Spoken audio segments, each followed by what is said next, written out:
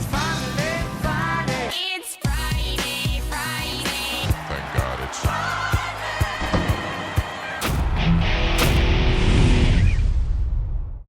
Welcome back to the Friday Show, presented by DRF Bets. I'm Scott Jagow, along with Ray Paulick. Coming up, this weekend's Thrilla in Hallandale, Florida. But first, we got to go back and talk about California Chrome, Ray. We've both been accused on occasion of underrating this horse, and perhaps at times that's been a valid point of view, but you can't underrate him after the Dubai World Cup and his maturity as a 5-year-old. He looks sensational. What do you have to say for yourself? I was wrong. I thought Frosted was going to beat him. I tried to beat the favorite. He didn't. He ran poorly. California Chrome ran a huge race. It was a big night for Team Sherman, Alan and Art Sherman, for Perry Martin, for the TaylorMade guys that own the horse now, and for Victor Espinoza. But it was a really big night for all them chromies out there, as Art Sherman said afterwards. They've been with this horse all along. Good for them. Good for racing. It was great to see him do this well. However, the Dubai World Cup is not a career-defining race. He is now the all-time leading earner in North America. He's not the all-time greatest racehorse in North America. He's got to do a lot more to even get into the discussion for a top 10 kind of thing. So, yeah, but he's building his resume. He's got the Derby, he's got the Preakness, he's got the Dubai World Cup. If he gets the Breeders' Cup Classic, I mean, you got to talk about him. But I think more importantly, I'd rather talk about the fact that he's racing as a 5-year-old. He looks great as a 5-year-old. There's no more American Pharaoh. And if you look at the top 10 NTRA horses this week, 3 of them, California Chrome just whipped in Dubai. You've got Beholder, you've got a couple of turf horses, and then you got the 3-year-olds.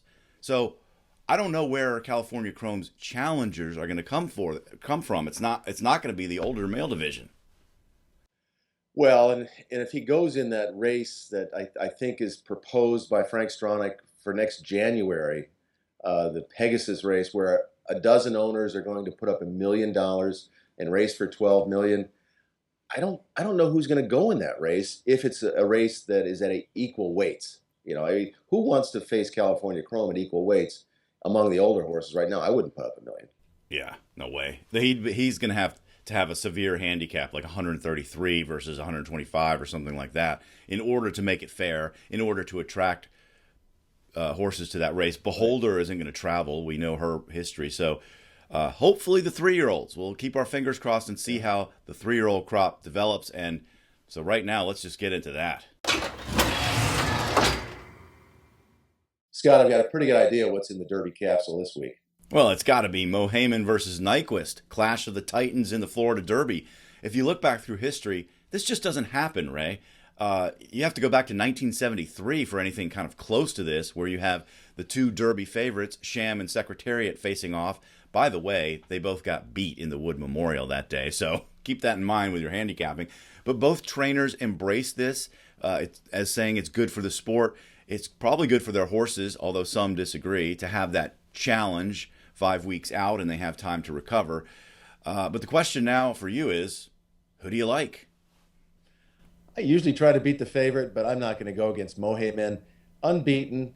This is his home field. He's got the advantage over Nyquist. In that regard, nothing has gone wrong in his training.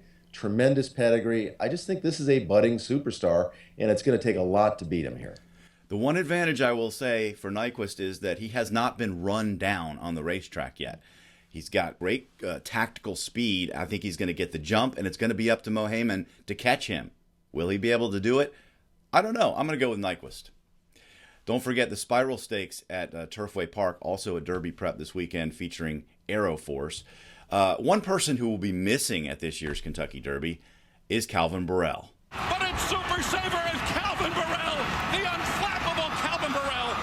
Calvin Borel announced his retirement from riding earlier this week, but it wasn't the first time Calvin has surprised us. Go back to 1993 and the Arkansas Derby when he won on Rockamundo at 108 to 1. Of course, he won the Kentucky Derby and Mind That Bird at 50 to 1.